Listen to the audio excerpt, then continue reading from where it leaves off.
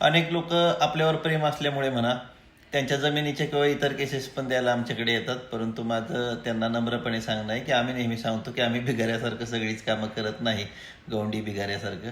आम्ही फक्त फॅमिली लॉमध्ये काम करतो आणि त्याच्या अपॉइंटमेंट्स घेऊन लोक आम्हाला भेटतात. परंतु आपण वेगळ्या कामांसाठी अपॉइंटमेंट घेतली तर तुमचं वेळ आणि पैसे जातात, परत आम्हाला ते रिफंड करत बसावं लागतं.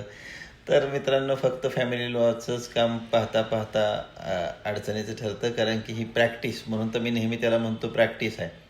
भारतामध्ये सुमारे 50-55 हायकोर्ट किंवा त्याच्या शाखा आहेत. जसं महाराष्ट्रात मुंबईला 1 आणि इतर 4 शाखा, तसं भारतात 25 मेन हायकोर्ट आणि इतर शाखा मिळून 50-55 हायकोर्टामधून त्याचे अपडेट्स येत असतात. आणि ते अपडेट्स जर आपण एकाच विषयात फॅमिलीमध्ये काम करतोय तर त्यामुळं आम्ही त्यामध्ये चांगलं काम करू शकतो. इतर सगळीकडेच काम केलं तर त्याचा अपडेट ठेवणं शक्य होत नाही. शेवटी याचा क्लायंटलाच तोटा होतो. त्यामुळं फक्त फॅमिली.